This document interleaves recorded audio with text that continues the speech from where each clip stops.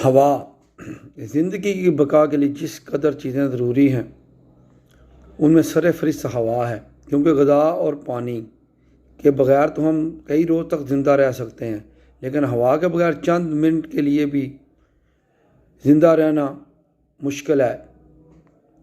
ہوا کی اہمیت اس بات سے پوری طرح سمجھ میں آ جاتی ہے۔ زندگی کے لیے اس اہم چیز کی اہمیت سے واقفیت ہونا بہت ضروری ہے۔ ہوا رنگ اور بو سے عاری ہونے کی وجہ سے ہمیں نظر نہیں آتی، حالانکہ یہ کرۂ ارض کو میلوں تک گھیرے ہوئے ہے۔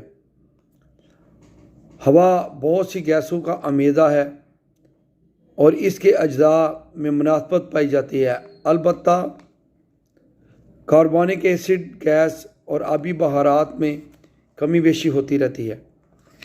ہوا کے اجزاء ترکیبی composition of air: oxygen, nitrogen, carbon dioxide, آبی بخارات، امونیا، اوزون،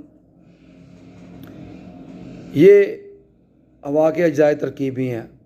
آکسیجن ہوا کے اجزاء ترکیبی میں سب سے اہم آکسیجن ہے۔ یہ گیس صاف ہوا میں تقریباً 20.9% ہوتی ہے۔ نباتاتی اور حیوانی زندگی کے لیے بہت ضروری ہے۔ اس کے بغیر کوئی جاندار زندہ نہیں رہ سکتا۔ اگرچہ یہ خود تو نہیں جلتی، لیکن جلنے میں مدد کرتی ہے، اس لیے جہاں آکسیجن نہ ہو وہاں کوئی چیز نہیں جل سکتی۔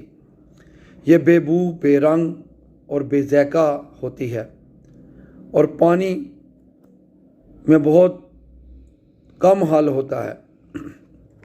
نائٹروجن آکسیجن ایک تیز گیس ہے۔ اس کے اثرات کو کم کرنے کے لیے قدرت نے ہوا میں نائٹروجن کی مقدار تقریباً 78% رکھی ہے۔ یہ گیس بھی رنگ اور بو اور ذائقہ سے عاری ہوتی ہے۔ اگر نائٹروجن ہوا میں نہ ہو تو چیزیں بڑی تیزی کے ساتھ جلتی رہیں اور جاندار بڑی تیزی سے بڑھتے رہتے۔ یہ خود نہیں جلتی اور نہ ہی جلنے میں مدد دیتی ہے اور پانی میں حل نہیں ہوتی۔ کاربن ڈائی آکسائڈ یہ گیس کاربن اور آکسیجن کے آپس میں ملنے سے بنتی ہے۔ اس کی مقدار ہوا میں تقریباً 0.04% ہوتی ہے۔ اگر یہی مقدار بڑھ کر 1.5% ہو جائے تو انسان پر غشی طاری ہونے لگتی ہے۔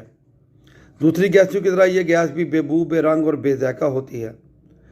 یہ گیس پانی میں آسانی کے ساتھ حل ہو جاتی ہے اور اس کو چونے کے پانی میں سے گزارا جائے تو اسے دودھیا بنا دیتی ہے۔ یہ نہ خود جلتی ہے نہ جلنے میں معاون ہوتی ہے۔ یہ انسانی تنفس کے ساتھ جسم سے خارج ہوتی رہتی ہے۔ اس کے علاوہ اشیاء کے جلنے سے بھی پیدا ہوتی ہے اور ہوا میں شامل ہوتی رہتی ہے۔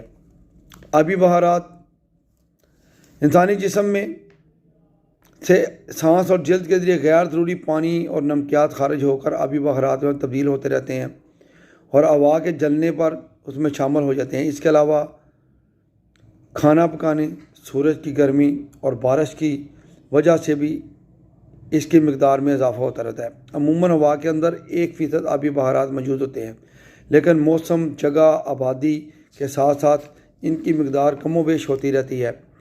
اس کی مقدار اگر ہوا میں زیادہ ہو تو اسے مرطوب ہوا کہتے ہیں۔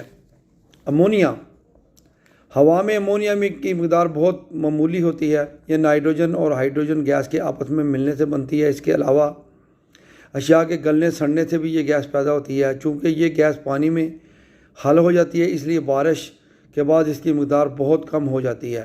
یہ بارش کے پانی کے ساتھ مل کر پودوں کو کسی قدر نائٹروجن بھی مہیا کرتی ہے۔ اوزون یہ گیس آکسیجن خاندان سے تعلق رکھتی ہے اور اس سے تقریباً 3 گنا زیادہ تیز ہوتی ہے۔